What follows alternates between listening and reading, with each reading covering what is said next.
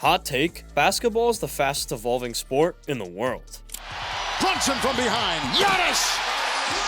Wow! Remember the three-point revolution that took place during the mid-2010s? Well, that's already part of the past, because we are in the era of pace and space. And now, if you use the playbook that Steve Kerr used in Golden State less than 10 years ago, any defense is going to be able to take advantage of you. Like Mobb Deep said, survival of the fit, only the strong survive. And not just from a tactical standpoint. The playoffs also serve for GMs and coaches to draw conclusions about their own players, even about their own stars. We, as fans, don't have as much information, but we do get to watch the games just like they do. So I've compiled a list of the 5 most important things we've learned during the 2024 playoffs. A series of takes that in one way or another are going to affect the future of the league for the next decade. So, let's take a dive into this one. The first one is about the GMs. I don't know if you've noticed, but the era of the Big Three is dead. It's been more than 15 years since this kind of super teams became fashionable, thanks to the Boston Celtics of Paul Pierce, KG, and Ray Allen, or the legendary Heat of Bron, Wade, and Bosh. But time is making it clear that they just don't work anymore, at least not when they are artificially created.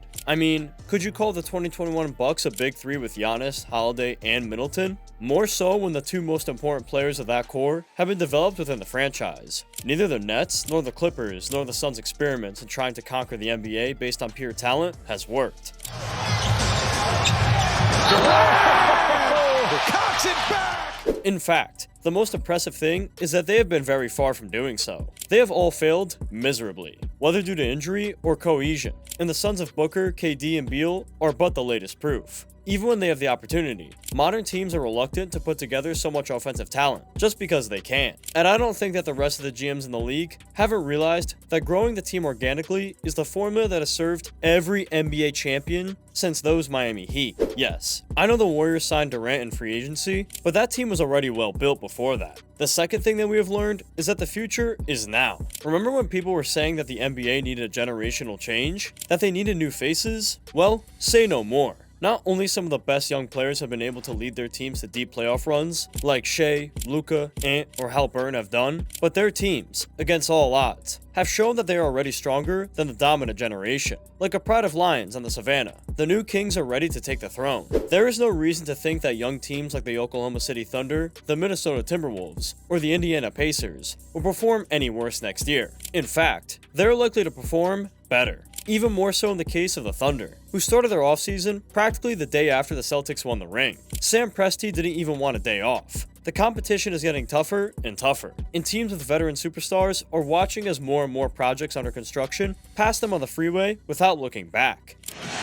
Driving by Beal! Oh! Beware, the following generation will be coming soon. The reality is, we don't have to wait anymore. The generational change that everyone was asking for has arrived to destroy their favorite legends, and nothing can be done about it. That brings us to the next point. There is one player among all those youngsters who has proven that he belongs among the elite. Yes, I know by now you've heard all about Anthony Edwards. But man, it's impossible not to realize what this kid could mean for the NBA. Beyond his personality, his aura, his trash talking, and his energy on the hardwood. Beyond all of that, there is one key factor. This man has turned a franchise that had won one playoff game since 2004. Let me repeat that. We are talking about one playoff win since 2004. No series. I'm talking about games. This man has turned a completely dysfunctional franchise into a contender. In the first playoff run that has come since their regular season breakout, the Wolves have reached the conference finals of one of the toughest Western conferences in history. Have you ever seen a prospect who has the ability to turn a franchise around in such a short period of time in the modern NBA? Because it's hard to me to find precedents. Dwayne Wade with the Heat in 2006 could be a similar one, who also ended up winning the ring. But we have to go back almost 2 decades to find it? I mean, if Edwards continues to grow as a player as his influence grows, the NBA can rest easy. They have the hero they need, and the fans also have the idol or villain to talk about. No wonder. Just look at the monster he has become at 22. And speaking of future faces of the NBA, the fourth thing that we have learned from these playoffs, Luka needs to mature to become the best version of himself. Now, don't get me wrong, I know that criticizing Luka after carrying the Dallas Mavericks to the finals while playing with a bloody knee is completely unfair. His offensive responsibility is simply so high that the man was the only solution for the Mavs during most of the playoffs. But from one of the most talented offensive players in modern NBA history, we expect the greatest of greatness. That's why Doncic still has the potential to be better, and we have to make it clear. Not just because of his defense. As I said, his usage percentage is sky high, and he is too gassed to defend like an average player. But the truth is that during some phases of the playoffs, he could do it. He was much better on defense. However, his other weakness has also affected him on this side of the court. We're talking about his mentality. Doncic has an incredible ability to mentally get out of games. Yeah, I just try to play basketball. Just try to focus on basketball. Sometimes I forgot there's a thing I love, there's a thing I do.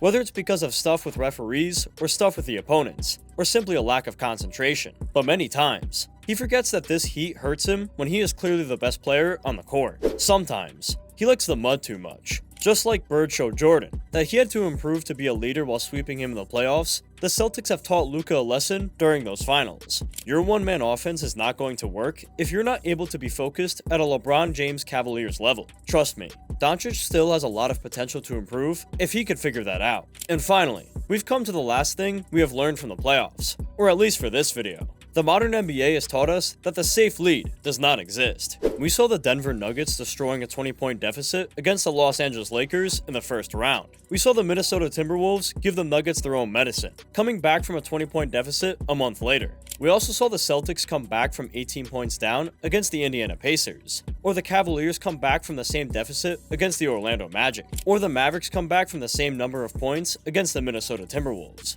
These playoffs have really been nuts. It's no coincidence. The best offensive ratings in NBA history belong to teams from this season. The offense has simply never been better, and that has led to teams being able to make unimaginable runs in which they're able to score 10 points in just 2 minutes. Gobert, tailed by McDaniels.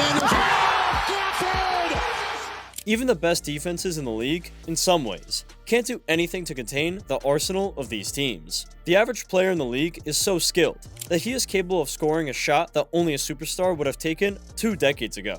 And that has increased the degree of uncertainty in any game, an aspect that, in a way, may end up favoring the underdogs. Honestly, these playoffs have made me enjoy them like few others. So I, as a fan, am happy with what is happening, although I know that some, as gamblers, will not be so happy. Right? Now, we have those months ahead of us. Those months that are going to be plagued with useless debates on Twitter and Reddit, with people compiling the biggest statistical absurdities you could imagine. Yeah, I'm already smelling the offseason. But while we try to entertain ourselves as best as we can, general managers and coaching staffs across the league are going to be working overnight to apply all the knowledge they've learned during the past playoffs. Each season, 30 teams fight for the same goal, one achieves it, and the other 29 fail. So if you want to hoist a Larry O'Brien, you better aim for perfection.